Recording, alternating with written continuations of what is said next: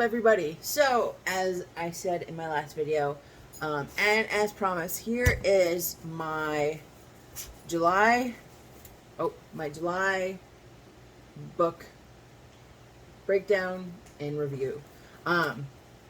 So I don't know if I stated this before, but I'm trying to read about 4 books a month, right? And I say read, kind of like it's not just going to be physical. I physically have how many books going at a time, but I also travel a lot. So I do listen to audiobooks. So just some of these I've either read cover to cover, the physical book. Some I had to switch over to audiobook because of traveling stuff, whatever it may be. But regardless, in total, I finished 4 books last month. So with that being said, let's go over them. So the first book that I finished last month was actually True Believer by Jack Carr. Now, if you have seen what Amazon is putting out TV show wise or whatever, you might have heard or probably have heard of the first book, The Terminal List, because The Terminal List was turned into an action series that premiered on Amazon. I think now it's about like over a year ago. So this is the follow-up book. And I say follow-up, it's a sequel, but in total there's so far I believe 6 books in his Terminal List series. Okay, and it's essentially following the follow-up events of the Terminal List, not necessarily with any of the same not characters per se, because if you've seen the Terminal List or you've read the book, then you know kind of what happened. But you do follow James Reese, kind of what's going on post the book, his medical stuff going on. There are some names that are familiar that come into the book and stuff. And honestly, so I know there's other book series that kind of are that thriller vibe, military inspired books, and sometimes I can't get into them. But this one caught my attention, especially really early, just because it's not just that it's well written. However, it's it's just very interesting. It's very, it has a lot of stuff. The beginning, there's a whole however many chapters that talks about like poaching and stuff, which is in Africa, which is something that is very. I'm such a big animal lover, and the fact that this character goes to Africa and does start anti-poaching operations, that really like sealed the deal of me like wanting to read this book. If you're not, The Terminal List, I will say the book before this was very gruesome, very violent, very bloody, military. James Reese is a Navy SEAL, so if that book turned you off to reading the series as a whole, this book is definitely way less than that. It's more more like gathering intel. It's not as gruesome or super violent. I mean, it's violent to an extent, but there's more. I think there's more zhuzh to this one. There's more detail. There's more well thought out planning. It's definitely well written, and I think Jack Carr does a good job of keeping you kind of like engaged and wanting to know what happens and wanting to continue the book and stuff. Overall, I give this book a 3.5 out of 10. I'm going to read the series, continue to read the series whenever I can, and then continue from there. And if at some point it loses my interest, it's going to lose my interest, right? But yeah, so True. Now, this should not come as a surprise because I've said on my channel before, and I do talk about some of the ideas sometimes from previous books of hers, that I read Daisy Jones and the Six by Taylor Jenkins Reid, okay? And I will say, so this book was good. This book was exactly what you thought it would be, Daisy Jones and the Six is about 2 different artists and or musicians and or bands. You have Daisy Jones on one end. You have the Six on the other hand, and kind of how their stories individually and eventually coming together, and essentially how that plays out, right? And it's musicians during the late 60s, early 70s. So there's going to be drama. There's going to be, love scandals. There's going to be drugs. There's going to be all this type of stuff revolving into their lives with that whole scene that they're in, right? And yes, this book was this book was great. The way that it was written was definitely unique, because instead of being like paragraphs and stuff, it's more of like written like a script. If you've ever read before Harry Potter and the Cursed Child, then it reads exactly like that. It's, the character, kind of like I said, a script, the character name, and then whatever their line was. Because this book is seen through the eyes of being filmed as a documentary about the group, right? And I say it was expected as a good and a bad thing, right? Expected good because we're not unfamiliar with what's going on, like unfamiliar with similar stories, but the uniqueness of how the stories are told, the love entity that's in it, just the wildness of it is unique to these specific characters. But expected is also kind of a bad thing, because we're not surprised at some things when they talk about like the rock and roll scene or the music scene that they're in, and the drugs, and the sleeping with like multiple like people, like all that stuff is not expected, because that stories we've heard over and over again. So to pretty much sum up Daisy Jones and the Six, it's a unique story on things that we've already known about the music industry at that time. I will, though, give it out a 4 out of 5, because I really did enjoy this book and the whole storyline of it. I'm also watching the show right now, and the show, the show is pretty good. In the book and in the show they portray well too. I love when the author and or whoever is writing something or making something, how they portray a character that you want to hate so much. And there's definitely, characters in here that you hate and love them so much at the same time. So again, Daisy Jones and the Six, I give it a 4 out of 5. My third book of the month I read was The Happiness Equation. And I've been reading this book for a while, so I essentially didn't read it in July. I ended it in July, right? Because this is like a self-help book, right? There's tips and tricks.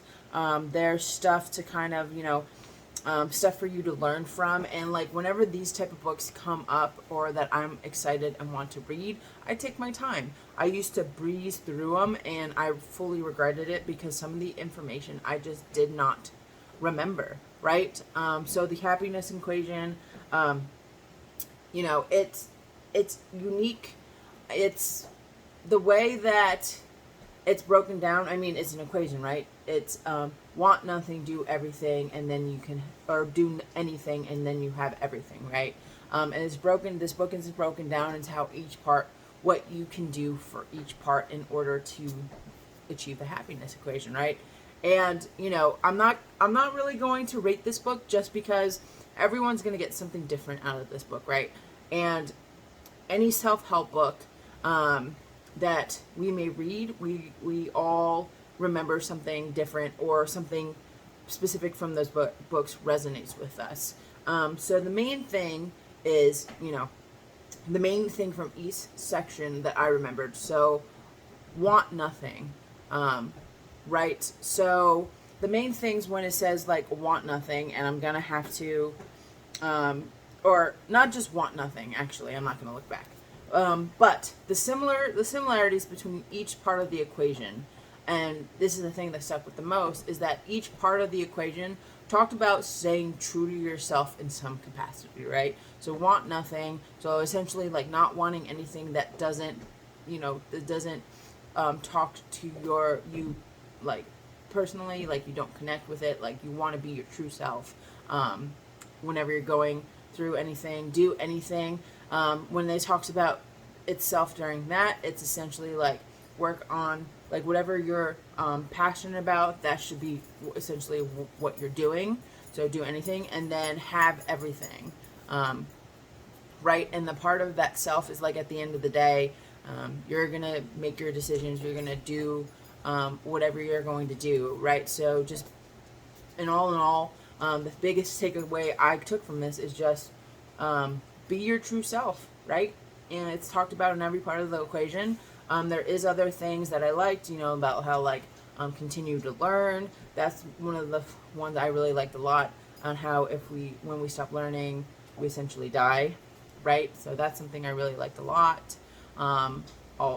Always work, always have something you're working on, and just things like that. But yeah, the happiness equation, really good book. Definitely read it slow. One suggestion for this book, which I did try to adhere as best as possible, is like, listen to this book in like different settings and stuff. So listen to it at work, or read it at work, read it at home sometime, read it on a run or whatever it may be. And just yeah, take whatever you can from this book. But the third book of that month, like I said, of July, was the happiness equation. And then the fourth and final book that I read last month was Love Us at First Set. So I'm a big fan of like romance novels, love stories, modern love stories, anything like that. So this book was, just a book that I've seen like on TikTok and stuff that says was really a really like, it says like really, I don't want to say witty, but it's a really like well, relatable, I guess you could say, love story set in a modern in the modern era. And also too, it talks about, one girl's a trainer, the other girl is like the gym owner's daughter and stuff. And I'm in the fitness, I'm super into wellness and fitness and stuff like that. So this book already piqued my interest. And again, I would read any love story pretty much because I'm a big fan of love, right? And it was nice. So this, in terms of dynamic between the characters' relationships, like one doesn't think that they're good enough, the other good enough for the person, where the other person thinks that they're enough for them, and they both have their own like securities going on and stuff. That's not something that is new.